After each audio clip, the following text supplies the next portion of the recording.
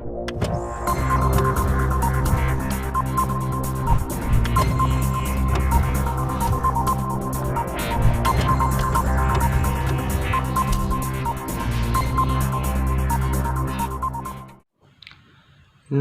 दोस्तों, स्वागत है आपका अपने YouTube channel Dhirendra Singh NCERT physics channel में। तो आज के टॉपिक में हम देखते हैं यूनिट एंड मेजरमेंट, मात्रक तथा मापन के बारे में। पिछले वीडियो में आपने अध्ययन किया है विभिन्न प्रकार के बलों के बारे में, विभिन्न प्रकार के वैज्ञानिकों के द्वारा खोजी गई प्रौद्योगिकी के बारे में। इसके बाद आपने भौतिक विज्ञान में का विस्तार, उत्तेजना, विभिन्न प्रकार की भौतिक राशियों के द्वारा जो किए गए उत्तेजनापूर्ण कार्य हैं, ऐसी भौतिक राशियों के बारे में आपने अध्ययन किया। क्वांटम भौतिकी क्या है, विभिन्न घटनाओं के बारे में आपने अध्ययन किया। इसके बाद आपने संरक्षण के सिद्धांत क्या हैं, उस पर भी अध्ययन किया। साइंस की उत्पत्ति कैसे हुई, विज्ञान क्या है, फिजिक्स क्यों कहते हैं, भौतिक विज्ञान को प्राकृतिक विज्ञान क्यों कहते हैं, इस प्रकार की घटनाओं के बारे में अध्ययन किया। तो अब अगला है जो सिलेबस के अंतर्गत है मात्रक तथा मापन, यूनिट एंड मेजरमेंट, तो इसके बारे में अध्ययन करेंगे।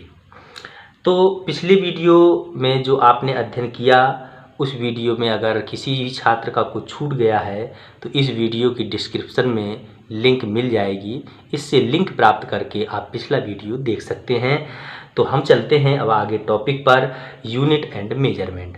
तो यूनिट और मेजरमेंट में है क्या कि मात्रक तथा मापन है क्या।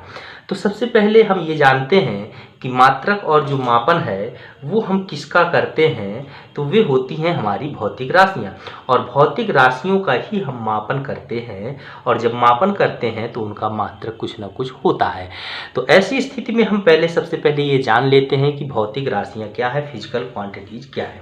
तो भौतिक राशियाँ क्या हैं, तो सबसे पहले हम जानते हैं कि भौतिक राशियाँ क्या हैं। तो भौतिक राशियों के बारे में हम जानते हैं कि हमारे पास कुछ ऐसी राशियाँ हैं, और यह हम ऐसे कह सकते हैं कि हमारे पास जितनी भी राशियाँ हैं उनका प्रत्यक्ष या अप्रत्यक्ष रूप में हम मापन करते हैं। और अगर ऐसी राशियाँ हैं जिनका प्रत्यक्ष या अप्रत्यक्ष रूप में हम मापन करते हैं तो ऐसी राशियों को हम कहते हैं भौतिक राशियाँ। तो अब बात आती है कि प्रत्यक्ष या अप्रत्यक्ष रूप में तो जो भौतिक राशियाँ हैं उनका दो रूप से मापन करते हैं। एक तो हम करते हैं प्रत्यक्ष रूप में मापन, और दूसरा करते हैं अप्रत्यक्ष रूप में मापन। तो प्रत्यक्ष या अप्रत्यक्ष रूप में हम जिन राशियों का मापन करते हैं उन्हें हम भौतिक राशियां कहते हैं। तो सवाल ये है कि प्रत्यक्ष रूप में मापन कैसे करते हैं और अप्रत्यक्ष रूप में मापन कैसे करते हैं। तो उसके लिए हम देखते हैं कि प्रत्यक्ष रूप में हमारे पास अगर मीटर पैमाना है, अगर हमारे पास मीटर पैमाना है और मीटर पैमाने से अगर हम नाप करके किसी लंबाई को बता रहे हैं कि ये 5 मीटर है या 50 सेंटीमीटर है या 10 सेंटीमीटर है या 5 सेंटीमीटर है, 2 मिलीमीटर है, तो ऐसे विभिन्न प्रकार की लंबाइयों को माप करके अगर हम बता रहे हैं, उसका मेजरमेंट किया जा रहा है, तो अगर हम उसका मापन कर रहे हैं पैमाने के द्वारा तो वो प्रत्यक्ष रूप में हो गया। लेकिन कभी कभी ऐसी परिस्थितियां होती हैं कि विभिन्न परिस्थितियों में हम उन राशियों को मापने के लिए मापन यंत्र का उपयोग नहीं करते हैं, और बिना मापक यंत्र के उपयोग किए हुए हम ये कह देते हैं लगभग इतनी लंबी डोरी होगी। और विभिन्न प्रकार की राशियों में लंबाई के लिए, द्रव्यमान के लिए हाथ से उठाया और हाथ से वजन उठा करके हमने बता दिया लगभग इतने किलो का होगा। तो ये हमने अप्रत्यक्ष रूप में बताया, वो प्रत्यक्ष रूप में नहीं है। और किसी दूरी को देख करके हमने बता दिया लगभग इतना किलोमीटर है, तो वो हमारा प्रत्यक्ष या अप्रत्यक्ष रूप में हमने उसका किसी न किसी रूप में मेजरमेंट किया, मापन किया। अब जब हम प्रत्यक्ष या अप्रत्यक्ष किसी न किसी रूप में मापन करते हैं तो उन्हें हम कहते हैं भौतिक राशियाँ। लेकिन सवाल ये है कि जितना भी हम रोज यूज की वस्तुओं में, दैनिक जीवन में जितनी भी भौतिक राशियों का अध्ययन करते हैं, तो हम ज्ञानेंद्रियों के द्वारा उन पर अनुमान लगाते हैं, उनकी तुलना करते हैं, अर्थात तुलनात्मक अध्ययन करते हैं। उन पर आँख से देख करके भी हम तुलनात्मक अध्ययन करते हैं कि उस वस्तु का रंग कैसा है, उसका आकार कैसा है, और हम आँख से देख करके दैनिक जीवन में ये अनुमान लगाते हैं कि वस्तु किस रंग की है, किस आकार की है, लंबी है, चौड़ी है, गोल है, किस प्रकार की है, इस तरह का हम अनुमान लगाते हैं। तो अब जब हम अनुमान लगा रहे हैं तो यदि हमको दो वस्तुएं दे दी जाएं और वो दो वस्तुएं ऐसी हों कि लगभग समान आकार की हों, एक जैसी हों, तो उनका हमें अनुमान लगाने में थोड़ा सा कठिनाई होगी।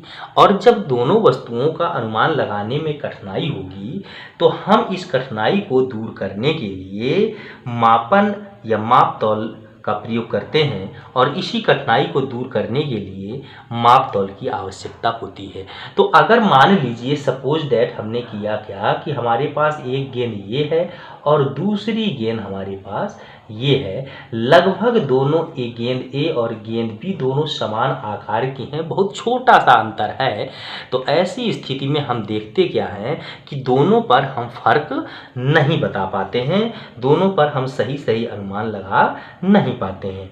तो इसी कारण जो हम अनुमान नहीं लगा पाते हैं, तो इसके कारण होता क्या है कि रंग, उसका आकार कैसा है, उसका ताप कैसा है, अर्थात विभिन्न गुणों की पहचान करने के लिए माप तौल की आवश्यकता होती है। क्योंकि दोनों में बहुत कम अंतर होगा, रंग में तो भी पहचानने में कठिनाई होगी, बहुत कम अंतर होगा आकार में तो भी पहचानने में कठिनाई होगी, और बहुत कम अंतर होगा ताप में या अन्य गुणों में तो हमको पहचानने में कठिनाई होगी। और इन सारी कठिनाइयों को दूर करने के लिए माप तौल की आवश्यकता होती है। तो ये तो हो गया प्रारंभिक ज्ञान। और कैसा लगी आपको ये जानकारी? तो हमारी जानकारी अगर आपको अच्छी लगे तो वीडियो को लाइक करिए। तो देखते हैं आगे आपको और अच्छी दिशा निर्देश की ओर ले चलते हैं और अच्छी जानकारी की ओर आगे आपको बढ़ाते हैं।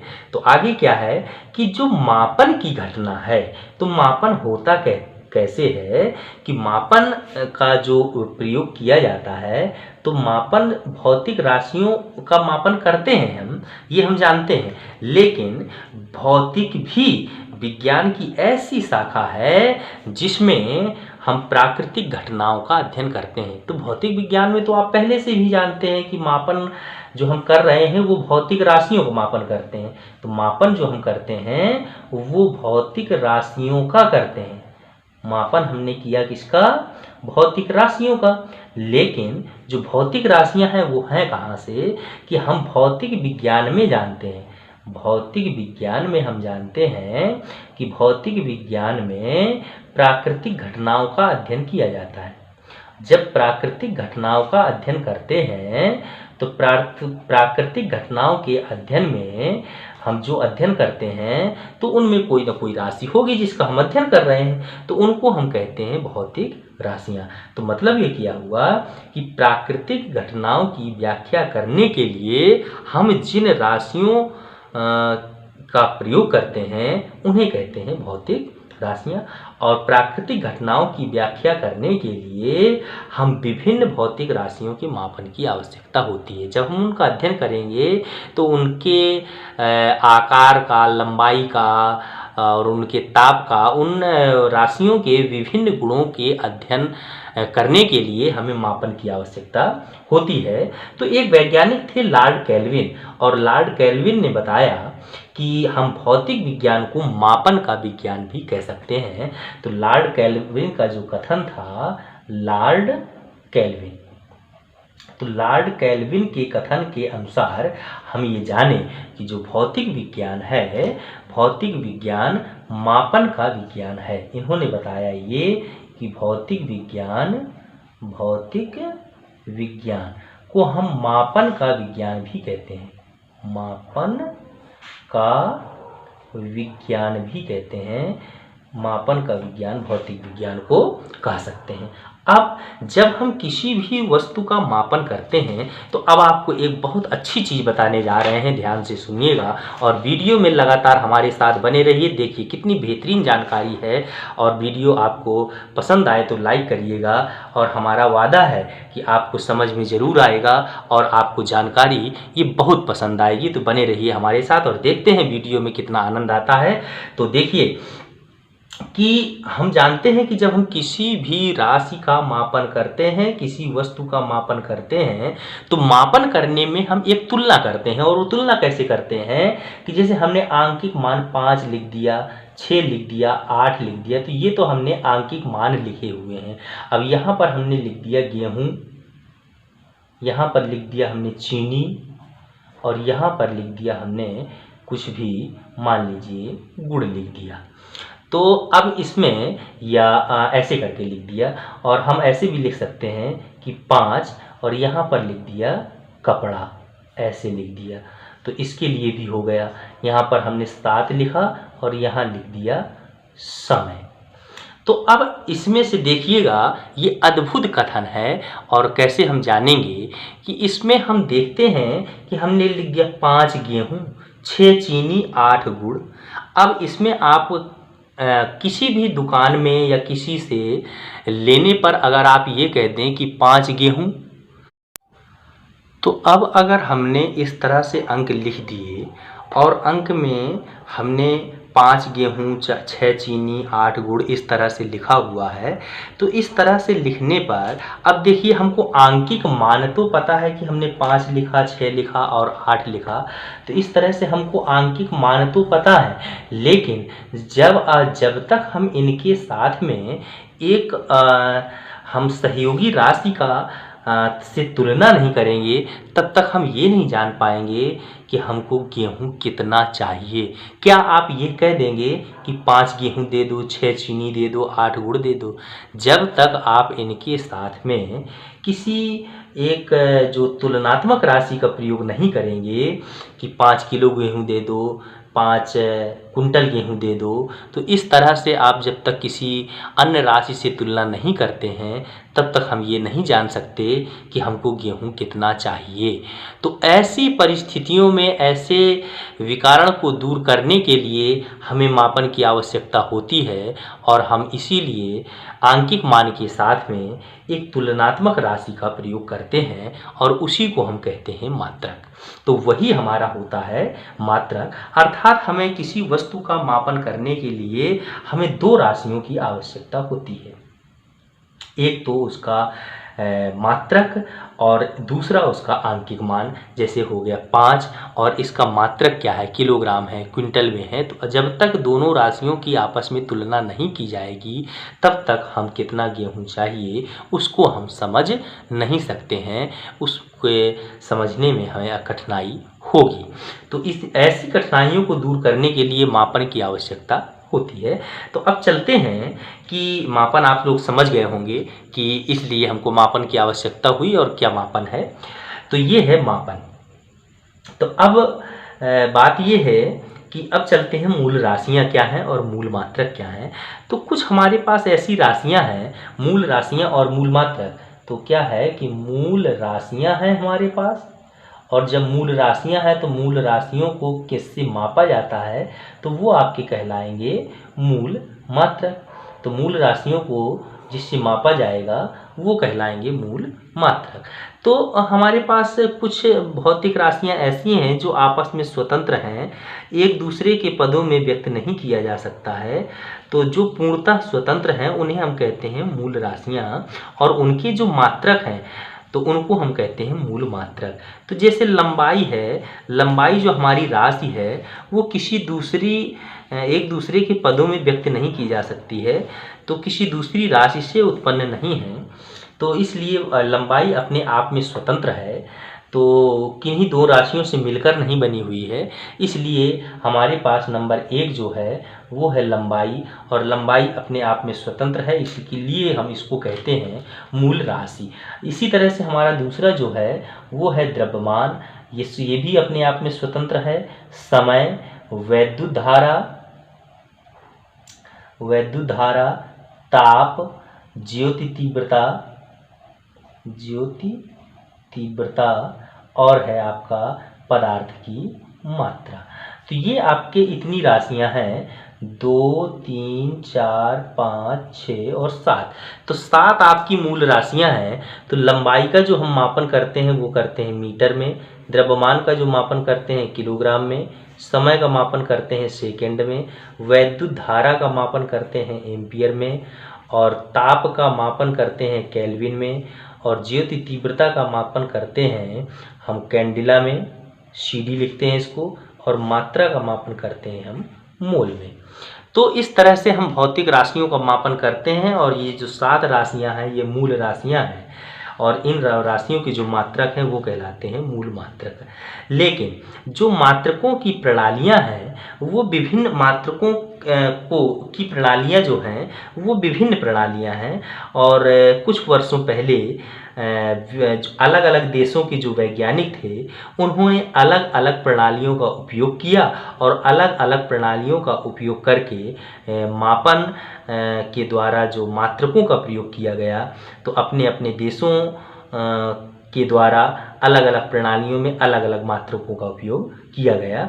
लेकिन बात यह है कि कुछ समय पूर्व तक तो ऐसा चलता रहा, और जो 4 प्रणालियां प्रयोग में लाई जाती थीं, लेकिन उसके बाद एक प्रणाली, एसआई प्रणाली जिसे कहते हैं, उसका आविष्कार किया गया, और वो संयुक्त प्रणाली हो गई, सभी को संशोधित करके एक अंतर्राष्ट्रीय प्रणाली के नाम से, जिसे इंटरनेशनल सिस्टम ऑफ यूनिट के नाम से हम जानते हैं, तो अंतर्राष्ट्रीय प्रणाली का आविष्कार हुआ। तो हमारे पास जो प्रणालियां हैं, तो अलग अलग वैज्ञानिक और अलग अलग देशों के वैज्ञानिकों ने जो प्रणालियों का उपयोग किया करते थे, तो सबसे पहले क्या है कि सबसे पहले जो फ्रांस के वैज्ञानिक हैं उन्होंने प्रयोग किया CGS का, ये किया फ्रांस, इसीलिए हम इसको फ्रांसीसी प्रणाली या फ्रांसीसी पद्धति भी कहते हैं, क्योंकि इसका उपयोग किया फ्रांस के वैज्ञानिकों ने। और CGS का मतलब होता है सेंटीमीटर, ग्राम और सेकंड। इसका मतलब हो गया सेंटीमीटर, ग्राम और सेकंड। दूसरी जो प्रणाली है वो है आपका FPS।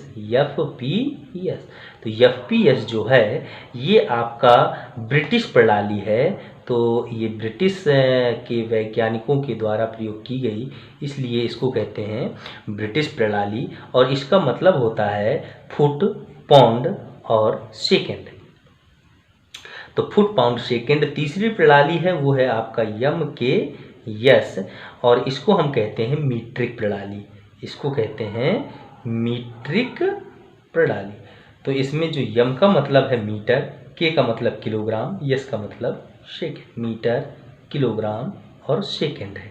तो ये प्रणाली है। इसके बाद क्या हुआ कि SI प्रणाली का आविष्कार हुआ, और SI प्रणाली में अंतर क्या हुआ कि उसमें MKS प्रणाली में जिन मात्रकों का प्रयोग किया जाता है, मीटर, किलोग्राम, सेकंड का, उनका प्रयोग SI प्रणाली में भी किया जाता है। फ़र्क ये है कि उसमें 2 पूरक राशियां थीं जिन्हें रेडियन और स्टेरेडियन के नाम से जानते हैं। तो जो पूरक राशियां हैं कोण और घन कोण, उनकी मात्रक हैं रेडियन और स्टेरेडियन, उनको भी SI प्रणाली में शामिल किया गया, और SI प्रणाली में उनको भी शामिल करके हमने एक पूरी सारणी बना दी। तो 7 ये हो गया और 2 वो हो गए, तो इस तरह से उनको हम पूरक मात्रक कहते हैं। तो पूरक मात्रक के रूप में उनका उपयोग किया गया।